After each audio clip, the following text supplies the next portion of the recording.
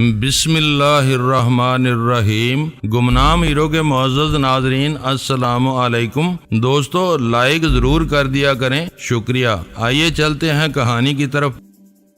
تجمل حسین کو مکرم علی گرایا نہ سمجھنا کسی کے بس کی بات نہیں تھی۔ وہ ہو بہو مکرم علی گرایا تھا اور اس کی اداکاری بھی کمال کی تھی۔ آسیہ نے اسے کوئی ایسی دوا کھلا دی تھی جس سے اس کی آواز بھی بہت حد تک بدل چکی تھی اور یہ بہت اچھی بات تھی، مگر ہماری واپسی میں رکھنا پڑ چکا تھا۔ یہ بتائیں مجھے بہن جی کہ وہ لوگ واپس کب آئیں گے؟ اس کی میں ضمانت نہیں دے سکتی۔ وجہ یہ ہے کہ ان کا ابھی یہاں سے دور رہنا بہت ضروری ہے۔ ان پولیس والوں کو نہیں جانتے ہیں آپ، کسی نہ کسی آدمی کو یہ ادھر ضرور چھوڑ جائیں گے۔ اب کچھ دنوں کے لیے ہماری تمام کارروائیاں بند۔ وہ اس وقت میرے اور آبی کے درمیان کھڑی تھی اور باقی سب لوگ وہاں سے ہٹ چکے تھے، یہاں تک کہ تجمل حسین بھی۔ پھر اس کا مطلب یہ ہوا کہ ابھی ہم اس روپے کی بات نہ کریں۔ کیوں نہ کریں؟ ایک چیک ہی تو لینا ہے۔ ان کے دفتر کا بھی آپ کو علم ہے، کسی نہ کسی طرح وہ چیک ضرور حاصل کر لیں اور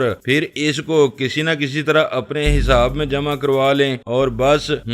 ٹھیک ہے، اس کا مطلب یہ ہے کہ اب ہمیں تیار ہو جانا چاہیے؟ آبی نے پوچھا۔ یہ تو میں نے نہیں کہا، آسیہ ہنستی ہوئی بولی۔ اب وہ آبی کے بالکل سامنے کھڑی تھی۔ مگر ہم یہی چاہتے ہیں بہن جی۔ حضرت صاحب میرا خیال ہے کہ آپ یہاں ہی ٹھہریں، اس کام پر بھائی جان کو لگا دیں، ابھی تو آپ لاہور سے آئے ہیں۔ وہ آبی کی بات کاٹ کر بولی۔ ہاں یہ ہو سکتا ہے، اس دوران اس شخص کا غصہ بھی ٹھنڈا ہو جائے گا۔ رات بہت سیخ پا بلکہ چراغ پا ہو رہا تھا۔ مجھے معلوم ہے سب باتوں کی معافی، نہ تو میں لالچی ہوں حضرت صاحب، ورنہ کیا کہنے والی تھی بھلا میں؟ آپ نے دوسرا عیب مجھ میں کیا ڈالا تھا؟ وہ چھڈو جی، کوئی اور گل کرو۔ جا یار، واقعی تو ہی لاہور چلا جا۔ اگر تو اس چکر میں قید بھی ہو گیا نہ تو میں تجھے چھڑا تو سکوں گا، کسی نہ کسی کو باہر تو ضرور رہنا چاہیے۔ کیوں بہن جی؟ آبی نے جی کو زیادہ ہی دباتے ہوئے کہا۔ میرا بھی یہی خیال ہے، دراصل میں آپ کی ہر بات سے متفق ہونے لگی ہوں حضرت جی۔ ٹھیک ہے بھائی، خدا تمہیں اور زیادہ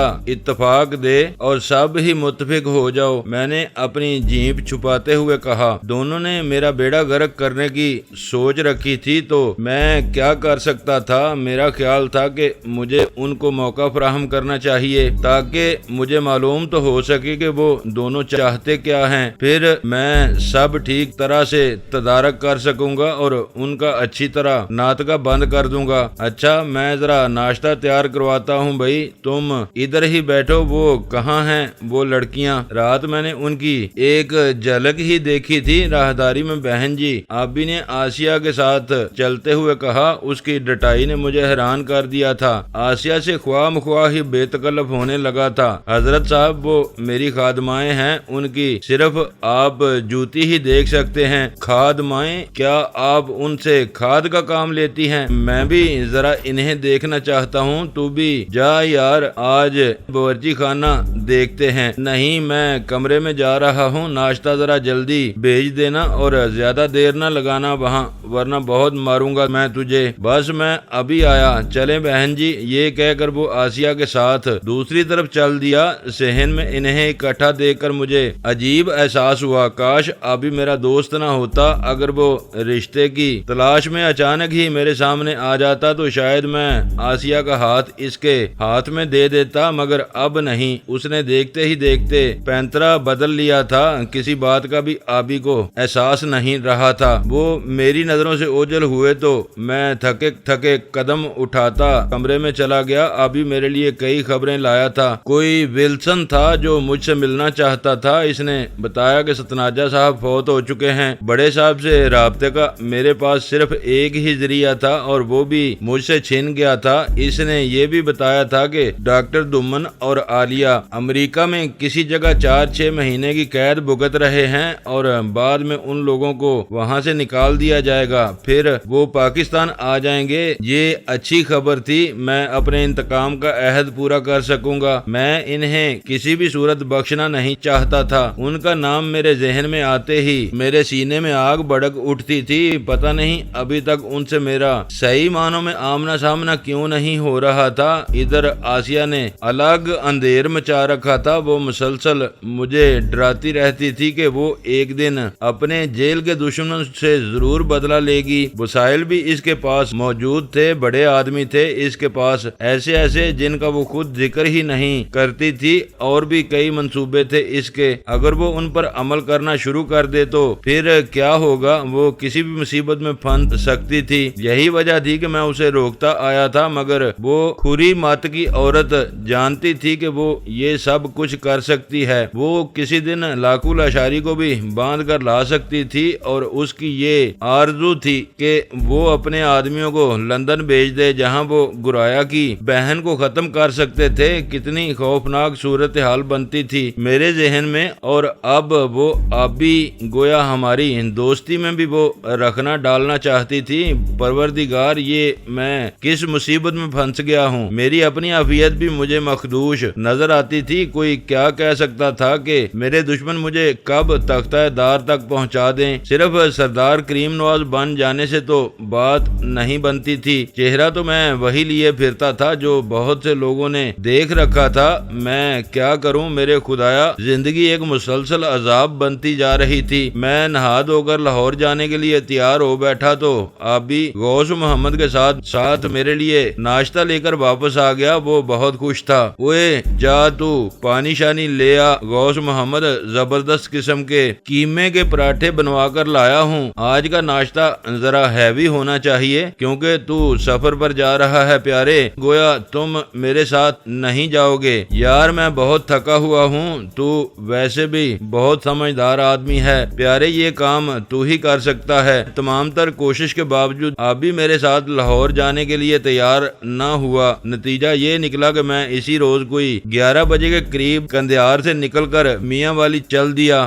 آسیہ کے پاس کار اس روز کوئی بھی نہیں تھی، وہ شاید کاظم اور صفدر لے گئے تھے قیدیوں کو وہاں سے ہٹانے کے لیے۔ میرے ساتھ اصغر علی بھی نہیں تھا، حالانکہ وہی آدمی مجھے اتنی بڑی رقم کا چیک دلانے میں اہم کردار ادا کر سکتا تھا۔ ملک اشرف بھی انہی کی تحویل میں تھا، اور مجھے احساس تھا کہ چاروں طرف ڈنڈی پٹ گئی ہوگی، پولیس کو خبردار کر دیا گیا ہوگا۔ وہ بات چھپائے نہیں چھپ سکتی تھی، پولیس بلا وجہ گرایا کی حویلی میں نہیں گئی تھی۔ ان کی معلومات کا ایک اپنا وسیلہ ہوتا ہے۔ سب سے اہم بات یہ تھی کہ ہم کیرل سے تمام لوگ کو گرفتار نہیں کر سکے تھے، مثلاً وہ آپریٹر تھا وہ بھی بھاگ گیا تھا، کئی ٹھیکیدار بھی ادھر ادھر ہو گئے ہوں گے، بہت سے ان کی ملیشیا کے سپاہی بھی اس افراتفری میں وہاں سے بھاگ گئے ہوں گے۔ ہم کوشش کے باوجود اس راز کو اخفا میں نہیں رکھ سکے تھے، اور مجھے یقین تھا کہ پولیس ایک بار پھر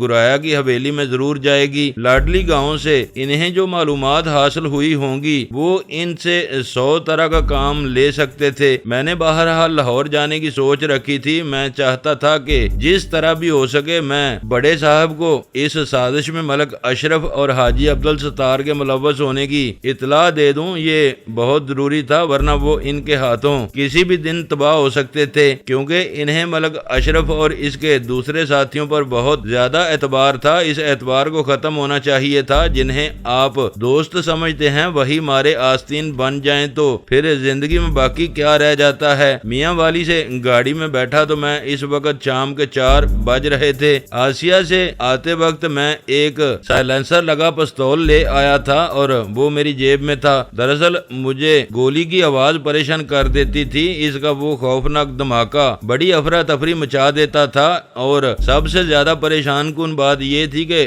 مقتول اس کی آواز سن کر موت سے پہلے ہی مر جاتا تھا، اور یہ اچھی بات نہیں تھی کہ یہی وجہ تھی کہ میں ہمیشہ اپنے پاس ایک چوپشا ضرور رکھتا تھا، اور وہ میرے بہت کام آیا۔ جب میں صبح سویرے لاہور پہنچا تو اس فضا میں سانس لے کر خوشی محسوس نہیں کر رہا تھا، ایک عجیب سا تنہائی اور بے بسی کا احساس مجھ پر طاری تھا۔ میں اس شہر سے کتنی ہی بار ذلیل ہو کر بھاگنے پر مجبور ہو گیا تھا، اور اب میں پھر اسی بستی میں جا پہنچا تھا جس کے شب و روز میرے لیے کوئی گنجائش نہیں تھی۔ سب سے پہلے میں بڑے صاحب سے ملنا تھا، مگر یہ بات کیوں ناممکن ہو گئی تھی کہ ستناجہ صاحب جب فوت ہو چکے تھے اور مجھے نہیں معلوم تھا کہ ان کا بھائی محسن کہاں ہوگا۔ البتہ حاجی عبدالستار کو میں ڈھونڈ سکتا سکتا تھا کہ وہ ایک ہوٹل چلا رہا تھا۔ ان سب کی نشاندہی بہت ضروری تھی، لیکن معاملہ تو بڑے صاحب سے ملنے کا تھا، اس کی مجھے کوئی صورت نظر نہیں آتی تھی۔ خدا گواہ ہے مجھے روپے پیسے کا لالچ ہرگز نہیں تھا۔ اگر وہ رقم مجھے مل جائے تو میں نے یہ سوچ رکھا تھا کہ ساری کی ساری آسیہ کے حوالے کر دوں گا۔ اس کے آرام کے لیے میں ہر کام کر سکتا تھا۔ وہ جاگیردارنی بن کر رہے میرے لیے یہ بہت بڑی بات تھی۔ میں اسے اب ہر لحاظ سے آباد دیکھنا چاہتا تھا اور میری آرزو تھی کہ اسے کسی چیز کی تمنا نہ رہ جائے۔ وہ یہ نہ کہے کہ فلاں شے میری دسترس سے باہر ہے اور یہی میری زندگی کا مقصد تھا۔ میں اب اگر جینے کی آرزو کرتا تھا تو اس کی وجہ یہ تھی کہ ابھی مجھے دمن اور عالیہ سے انتقام لینا تھا۔ یہ دو ہی مقاصد میرے سامنے رہ گئے تھے۔ ایسے میں مسند آرا کو بھی میں بلا سکتا تھا اور شیر دل آہو کو بھی، کہ ان سے میں کوئی غرض بھی نہ رکھتا تو کوئی فرق نہیں پڑنا تھا۔ جب میں اپنی کوٹھی پہنچا تو اس وقت صبح کے 5 بج رہے تھے۔ دروازہ حیدر نے کھولا۔ مجھے پہچان کر اس نے بڑے اتفاق اور ادب سے سلام کیا۔ بولا، آپ نے بہت دن لگا دیے سردار صاحب، میرا پیغام مل گیا تھا آپ کو، وہ جو تم نے آبی کو دیا تھا؟ جی ہاں وہ پیغام تو مل گیا تھا۔ دوبارہ تو وہ آدمی ادھر نہیں آیا؟ جی نہیں، البتہ وہ آئی ہوئی ہے۔ وہ کون بھائی؟ یہ تو کسی زنانی کی بات کر رہا ہے نا؟ جی ہاں وہی تو ہے، وہ سربری خانم، وہ کل دوپہر سے یہاں پڑی ہے، اس کی اپنے شوہر سے لڑائی ہو گئی ہے، تیسری جنگ عظیم۔ ابے نہیں، وہ بلا یہاں کیسے آ سکتی ہے جبکہ اسے معلوم ہے کہ میں لاہور میں نہیں ہوں؟ وہ ادھر ہی ہے سردار صاحب، میں تو اس کی منتیں کر رہا تھا کہ وہ یہاں سے چلی جائے مگر وہ مانتی ہی نہیں ہے۔ چلو یہ بھی اچھا ہوا، کچھ کھلایا پلایا بھی ہے اسے کہ نہیں؟ بہت جی، ڈیروں پھل لا کر اس کے سامنے رکھ دیے۔ تیرا بھی جواب نہیں ہے حیدر؟ تیری ٹانگ اسی لیے سیدھی نہیں رہ سکی کہ ہر کام میں جلدی کرتا ہے۔ اب ہم عمارت کے قریب جا پہنچے تھے۔ حیدر نے لپک کر دروازہ کھولا تو مجھے محسوس ہوا جیسے کسی نے تمام کمروں میں بینی بینی خوشبو بکھیر دی ہے۔ وہ خوشبو مجھے اس کا پتہ دیتی تھی۔ حیدر نے گھر کو بہت صاف ستھرا رکھا ہوا تھا۔ وہ مجھے ساتھ لے کر اس کمرے کے باہر جا پہنچا جس میں سربری خانم سوئی ہوئی تھی۔ پھر بولا، یہ تو ابھی تک سوئی ہوئی ہیں، کہیں تو جگا دوں؟ نہیں، میں پہلے اپنا حلیہ تو درست کر لوں، تم میرے کپڑے نکالو۔ یہ کہہ کر میں وہاں سے پلٹ کر غسل خانے میں جا گھسا۔ گرم پانی کی ان دنوں ضرورت ہی نہیں تھی اور میں بہت تھکا ہوا تھا۔ کوئی آدھے گھنٹے تک میں پانی سے کھیلتا رہا۔ جب میں غسل سے فارغ ہو کر باہر نکلا تو حیدر میرے لیے نئے کپڑے نکال کر لے آیا تھا۔ انہیں پہن کر میں آئینے کے سامنے جا ٹھہرا۔ غلام جیلانی تو رہ ہی نہیں گیا تھا، وقت نے میرا حلیہ ہی بدل دیا تھا۔ میرے چہرے پر عجیب سی سانگ دلی اور بے مہری اتر آئی تھی۔ آنکھوں میں یوں مشت تھی کہ میں خود اسے دیکھ کر ڈر گیا۔ ان کی سنگینی دیکھنے والے کو لرزہ براندام کر سکتی تھی اور یہ بڑی ہی عجیب بات تھی۔ میں نے تو کبھی نہیں چاہا تھا کہ میرا چہرہ اس قدر دہشت ناک ہو جائے، مگر وہ جو کہتے ہیں کہ آدمی کا پیشہ اسے اپنے ہی رنگ میں رنگ دیتا ہے اور اس کی ذات بہت پیچھے رہ جاتی ہے، تو وہ بات ہوتی نظر آتی تھی۔ ورنہ تو جولاہ بھی آدمی ہی ہوتا ہے، مگر اس کا کام اس سے مردانگی چھین لیتا ہے جو قدرت نے ودیعت کی ہوتی ہے۔ لوہے میں ایسی مضبوطی اور پختگی پیدا ہو جاتی ہے، جیب قطرے کبھی آپ سے آنکھ ملا کر بات نہیں کر سکے گا۔ ایک ہیرا پھیری اس کی عادت بن چکی ہوتی ہے اور میں سوچ رہا تھا کہ مجھے قدرت نے کس حلیے میں ڈال دیا تھا۔ میں تو بہت سے لوگوں کو زندگی کی سرحد سے پار پھینک چکا تھا، کتنوں کا خون میری گردن پر تھا اور اسی تناسب سے میرا چہرہ دہشت ناک ہو گیا تھا اور پتہ نہیں کس کس کو میں کس حال میں موت کی دارو گیر تک پہنچا دوں گا۔ کوئی کیا کہہ سکتا ہے؟ پھر بھی وہ لباس اس بات کا پتہ دیتا تھا کہ ابھی میرے اندر کی شرافت مری نہیں ہے، اس میں ابھی کچھ زندگی کی رمق باقی ہے اور میں زندگی میں کشش محسوس کرتا ہوں۔ یہ جب ہی ممکن ہوتا ہے جب دل میں تازگی کا احساس زندہ ہو۔ حیدر نے میرے لیے ناشتہ تیار کر دیا۔ مالک کے لیے اس کی خدمت بڑی ہی بے لوث ہوتی تھی۔ اسے معلوم تھا کہ کس وقت اسے کیا کرنا ہے۔ وہ عالیہ کی بھی اسی طرح خدمت کرتا ہوگا۔ وہ دراصل اس کوٹھی کا ملازم تھا، اس کا مالک کوئی بھی ہوتا اس سے کوئی فرق نہیں پڑتا تھا۔ میں باہر لان میں دیکھ چکا تھا، تمام درخت اور پودے ہرے بھرے تھے۔ وہ ان پر بڑی توجہ دیتا تھا، انہیں انہیں صبح صبح پانی سے نہلا دیتا تھا، ہر پھول ہر گنچے کا خیال رکھتا تھا۔ اس نے مجھ سے یہ نہیں کہا تھا کہ فلاں جگہ اتنے پیسے خرچ ہو گئے اور فلاں افتاد آ پڑی، نہیں، وہ ہر حال میں خوش رہتا تھا اور اس کی یہی ادا مجھے بھی پسند آ گئی تھی۔ مالک اسے جو کام میں لگا دیتا تھا وہ اسے دل و جان سے کرنے لگتا تھا۔ میں ناشتہ کر چکا تو وہ بولا، میں نے بیگم صاحبہ کو جگا دیا ہے، انہیں میرے بارے میں بھی بتا دیا ہے کہ نہیں جی نہیں، وہ جب باہر آئیں گی تو خود دیکھ لیں گی۔ ٹھیک ہے، میں خود ان سے مل لیتا ہوں۔ یہ کہہ کر میں سربری کے کمرے میں داخل ہو گیا۔ جب میں نے بڑا بلب روشن کیا تو اس وقت وہ اپنے بچے کو دیکھ رہی تھی۔ دروازہ میں نے بے آواز کھول دیا تھا، روشنی زیادہ تیز ہوئی تو وہ ایک دم اٹھ بیٹھی۔ ارے آپ کب آئے؟ آپ کیا حال ہیں آپ کے؟ میں تو ٹھیک ہوں، مگر آپ یہاں کیسے آ گئیں؟ مجھے اور کہاں جانا چاہیے تھا؟ یہ کہہ کر وہ بستر سے اٹھ گئی اور اپنی ساری کا پلو درست کرتی ہوئی بولی، آہو سے بچے کو بچا لینے کا یہی طریقہ تھا، وہ بہت خونخوار ہو چکا ہے۔ کیا مطلب ہے آخر وہ کہتا کیا ہے؟ وہ مجھ سے پوچھتا ہے کہ یہ بچہ میں نے کس سے لیا ہے؟ اس نے مسند آرا کو زندہ درگور کر رکھا ہے، اسے اب کسی بھی بات کا ہوش نہیں ہے۔ یہی وجہ ہے کہ اب وہ اسے اپنی بیوی بنانا چاہتا ہے۔ مجھ پر اس نے 2 بار حملہ کیا ہے اور یہ کل ہی ہوا۔ پہلی بار صبح اس نے مجھے ناشتے میں زہر دینے کی کوشش کی مگر میں بچ گئی۔ انڈے کا رنگ میری سمجھ میں آ گیا تھا۔ جب اس نے دیکھا کہ میں بچ گئی ہوں تو 11 بجے کے قریب مجھے نچلے کمرے میں بند کر کے آگ لگا دی۔ میرے ساتھ منا بھی تھا، خود وہ فوراً ہی گھر سے نکل گیا۔ یہ محض اتفاق ہے کہ کبرا جلدی واپس آ گیا، اسے آہو نے کسی لمبے کام پر باہر بھیج دیا تھا۔ وہ جب واپس آیا تو اس نے کمرہ کھول کر مجھے باہر نکالا اور کمرے کی آگ بجھائی۔ میں نے جب یہ حالات دیکھے تو اسی وقت گھر سے نکل آئی اور یہاں آ گئی۔ کیا مجھے یہاں بھی نہیں آنا چاہیے تھا؟ اوہ، تو یہ بات ہے، آپ نے بہت اچھا کیا ہے سربری خانم۔ بہرحال اب میں آہو سے ضرور بات کروں گا۔ پانی تو واقعی سر سے اونچا ہو گیا ہے، مجھے اس سے ڈر لگنے لگا تھا۔ وہ اب تک اس فریب میں مبتلا تھی کہ میں اسے اپنا لوں گا، اس کے لیے نہیں تو اس کی جاگیر کی خاطر ہی صحیح۔ مسند آرا کے بارے میں وہ مجھے ہمیشہ بری خبر سناتی تھی تاکہ میں اس کا خیال چھوڑ دوں۔ میں نے دل میں کہا کہ ٹھیک ہے بابا لوگ، میں یہ قصہ ہی ختم کر دوں گا۔ وہ لڑکی جس کے باپ کو میں نے قتل کیا وہ میری بیوی کیسے بن سکتی تھی؟ یہ ناممکن تھا۔ پھر بھی ان دونوں کو آہو کے شر سے بچانا بہت ضروری تھا۔ ٹھیک ہے سربری خانم، آپ یہاں آرام کریں، مجھ کو ایک ضروری کام ہے، وہ میں کر رہا ہوں تو پھر آپ سے بات کرتا ہوں۔ یہ کہہ کر میں اسے حیران و پریشان چھوڑ کر باہر نکل آیا۔ بلا شبہ وہ بہت خطرناک عورت تھی، میں اس کے عزائم سے خوب واقف تھا۔ ایک بار میں اس کے چکر میں آ گیا تھا مگر اب یہ سب میرے لیے ناقابل برداشت تھا۔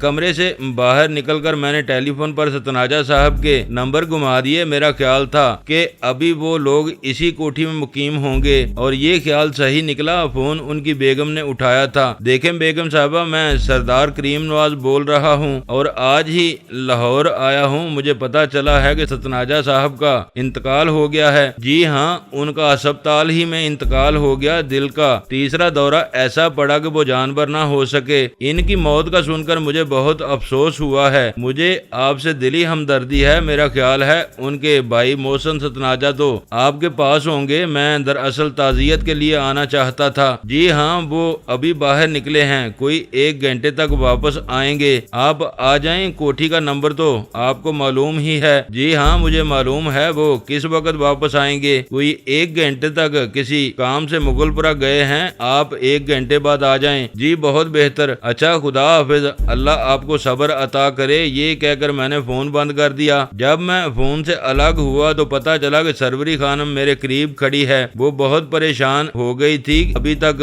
اس کے چہرے پر نیند کا خمار چھایا ہوا تھا، لگتا تھا اس نے گہری نیند لی ہے اور یہ بات میرے لیے حیرت کا باعث تھی۔ ایک عورت جو اپنے شوہر کی نظروں سے گر چکی ہو، اسے نیند کیسے آ جاتی ہے؟ جس کا سارا ماضی اندھیروں میں گم ہو چکا ہو، جس کا حال بھی بے یقینی کا شکار ہو اور جس کے مستقبل کا بھی کوئی پتہ نہ ہو، ایسی عورت کی آنکھ کیسے لگ جاتی ہے؟ یہ بات میری سمجھ میں نہیں آ رہی تھی۔ میرے ذہن میں طرح طرح کے شکوک ابھرنے لگے۔ میرا خیال تھا کہ وہ مجھ سے جھوٹ بول رہی ہے ہے، آہو ایسا احمق تو کبھی بھی نہیں تھا، وہ سربری کو کیسے قتل کر دیتا جبکہ اس کو ایک بچے کی خود بڑی تمنا تھی۔ ایسا آدمی تو چاہے گا کہ اس کے ہاں ایک بچہ ہو، اسے وہ اپنا متبادل بنا سکتا تھا، جاگیر پر اپنا قبضہ قائم رکھنے کے لیے وہ یہی چاہتا تھا۔ وہ سربری پر کیسے حملہ کر سکتا ہے، یہ معاملہ میری سمجھ میں نہیں آ رہا تھا۔ عین ممکن ہے یہ عورت جھوٹ بول رہی ہو، محض ڈرامہ کر رہی ہو، آہو گھر نہیں ہوگا تو یہ کسی وجہ سے اٹھ کر میرے ہاں چلی آئی، حالانکہ اسے معلوم تھا میں گھر پر نہیں ہوں، پھر بھی وہ اوے حیدر، ابے کبھی تو کوئی صحیح کام بھی کر لیا کر، ان کا ناشتہ کہاں ہے؟ میں نے حیدر کو آواز دے کر کہا۔ وہ جی میں ابھی لے آتا ہوں، پر میرا خیال تھا پہلے یہ برش وغیرہ کریں گی۔ ہاں وہ تو کریں گی ہی، جا ان کے لیے پانی گرم رکھ غسل خانے میں۔ وہ تو جی گیزر لگا ہے، بٹن دبانے کی دیر ہے کہ ٹب بھر دے ذرا، انہیں اشنان میں کوئی دقت نہ ہو۔ وہ ٹک ٹک میرا منہ تک رہی تھی، میرا خیال ہے اس کو مسکرانا چاہیے تھا مگر ایسا نہیں ہوا۔ بولی آپ اندر تو آئیں، ذرا بڑی باتیں کرنی ہے مجھے آپ سے۔ بات یہ ہے دراصل مجھے ایک بہت ضروری کام ہے، میں بس 2 گھنٹے تک آ جاؤں گا، آپ بیٹھیں، باتیں تو پھر بھی ہو سکتی ہیں۔ میرے رویے سے وہ اور زیادہ حیران ہو گئی، ایسا روکھا تو میں شاید کبھی بھی نہیں تھا۔ ٹھیک ہے میں آپ کا انتظار کروں گی، یہ کہہ کر وہ دوسری طرف نکل گئی۔ حیدر ابھی تک سامنے ہی کھڑا تھا، بولا اب کیا حکم ہے میرے لیے؟ اوے بیٹھ جا یار، مجھے یہ بتا کہ وہ ولسن کس کماش کا آدمی؟ ولسن وہ تو سردار صاحب کوئی انگریز لگتا ہے مجھے، قد اس کا کوئی 6 فٹ 2 انچ ہوگا، گورا چٹا، بڑا صحت مند، داڑھی مونچھ منڈی ہوئی، ہر وقت سوٹ میں ملبوس، گاڑی بھی اس کے پاس نئی ہے، فورڈ گاڑی، اور اس کا ٹیلی فون نمبر بھی میرے پاس ہے۔ یہ مجھے کیوں نہیں بتایا تم نے؟ وہ نمبر کہاں ہے؟ حد ہو گئی تیری بھی، جلدی لا وہ نمبر۔ حیدر اپنے کمرے سے ایک ڈائری لے آیا اور مجھے اس کا ایک صفحہ تھماتے ہوئے بولا، اس کے گھر سے ایک بہت ہی سریلی آواز فون اٹھاتی ہے، میں نے معلوم کیا تھا، میرا خیال ہے وہ اس کی بیوی ہوگی، اس کی آواز اتنی خوبصورت ہے کہ اپنے تو 12 ہی بج گئے۔ اوے چپ کر، پتہ نہیں تو کیسے کیسے خواب دیکھتا رہتا ہے، لو بولو، میں نے دیکھا ہی کہاں ہے اس کو؟ سردار صاحب ویسے میرا خیال ہے بالکل ٹھیک ہے، آپ دیکھ لینا۔ اچھا ٹھیک ہے تو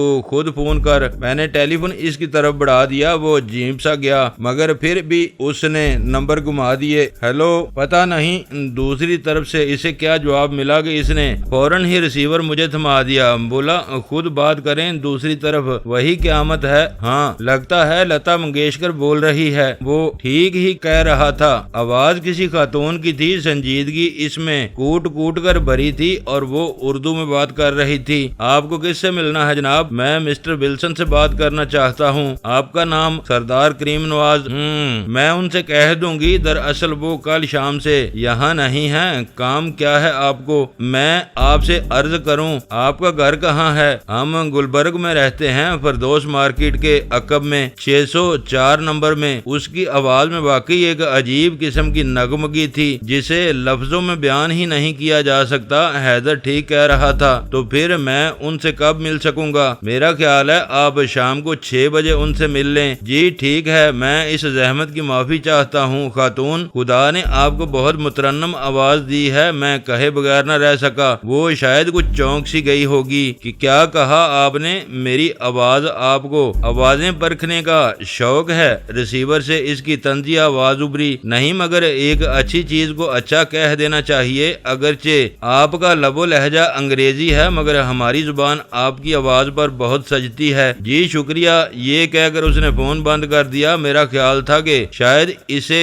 کسی نے یہ احساس نہیں دلایا تھا ورنہ وہ اس قدر نہ چونکتی۔ اس کی آواز میں اچانک تحیر ابھر آیا تھا۔ کوئی 1 گھنٹے بعد ستناجا صاحب کی کوٹھی جا پہنچا، اس طرح کہ ایک چھرا میرے نیفے میں بند تھا اور میرا پستول جیب میں پڑا تھا، اپنے ساتھ میں فالتو گولیاں بھی لے گیا تھا، مجھے کسی بھی وقت ان کی ضرورت پڑ سکتی تھی۔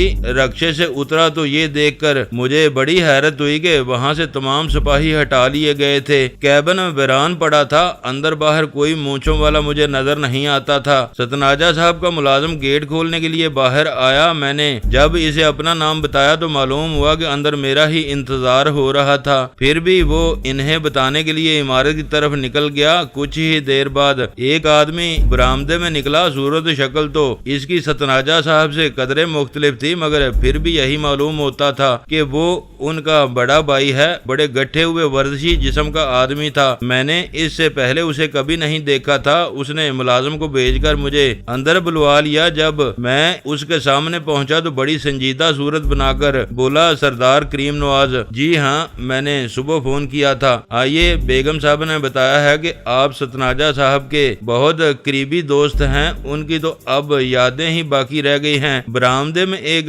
کار کھڑی تھی، وہ مجھے اس کے قریب سے گزار کر اندر لے گیا اور ڈرائنگ روم میں بٹھا کر بولا، میں بیگم صاحبہ کو اطلاع دیتا ہوں۔ جی شکریہ، ان سے میرا سلام کہیں۔ وہ باہر نکلا تو میں نے ساری صورتحال کا جائزہ لیا۔ میں اس آدمی کو وہاں سے اٹھا لینا چاہتا تھا۔ وہ ملک اشرف کا ساتھی تھا۔ میرا اندازہ تھا کہ وہ میرے بارے میں ابھی تک کسی شبے میں مبتلا نہیں ہوا تھا اور یہ بہت اچھی بات تھی۔ میں اسے بڑے صاحب کے سامنے ننگا کر دینا چاہتا تھا۔ اس کے علاوہ وہ رقم جو مجھے مطلوب تھی اس کی وساطت سے بڑی آسانی سے مل سکتی تھی، مگر فضا اس گھر کی اتنی ماتمی سی تھی کہ وہاں میں اس پر ہاتھ نہیں ڈالنا چاہتا تھا۔ جہاں سے جنازہ اٹھے وہاں سے کسی کو اس طرح اٹھا لینا کسی بھی طرح زیب نہیں دیتا تھا۔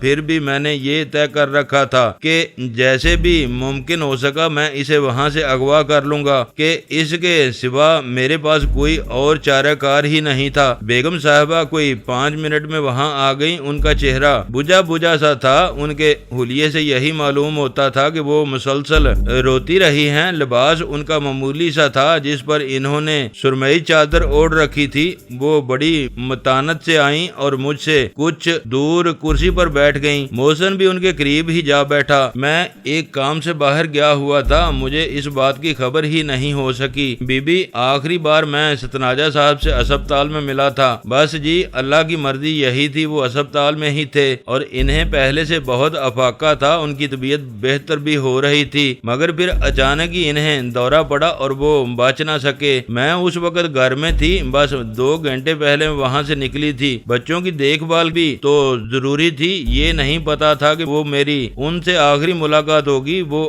آپ دیدہ ہو گئیں۔ واقعی اب تو ان کی یادیں ہی باقی رہ گئی ہیں۔ کچھ آپ کو پتا ہے کہ ان کے جسم پر وہ نشان کیسے تھے؟ جیسے کسی نے چابک سے پیٹا ہو۔ میں تو اب تک کچھ نہیں سمجھ سکا، محسن نے کہا۔ میں کچھ کہہ نہیں سکتا۔ آپ نے وہ نشان دیکھے تھے؟ جی ہاں، غسل میت کے وقت میں پاس ہی کھڑا تھا۔ بڑے نشان تھے ان کے جسم پر۔ آپ نے کسی سے پوچھا ہوتا؟ پوچھا تو تھا، مگر کسی نے مجھے بتایا ہی نہیں۔ اب بھابھی یہ کہتی ہیں کہ انہیں کسی نے اغوا کر کے مارا تھا۔ وہ کون آدمی تھا؟ آپ مجھے نام بتا سکیں تو یہ آپ کی مہربانی ہوگی۔ میرا خیال ہے بی بی جی کو پتا ہے کہ کون لوگ تھے۔ جی نہیں، مجھے ستناجہ صاحب نے کچھ نہیں بتایا، اور پھر پولیس کے بھی کسی آدمی کو علم نہیں ہے۔ جن لوگوں کو وہ اس روز یہاں لائے تھے وہ بھی کوئی 4-5 گھنٹے بعد یہاں سے چلے گئے۔ میں ان سے بات ہی نہ کر سکی۔ چلیں دفع کریں، ان کا کام ہی ایسا تھا۔ اونچ نیچ تو ایسے کاموں میں ہو ہی جاتی ہے۔ لعنت بھیجیں، آپ معلوم کر کے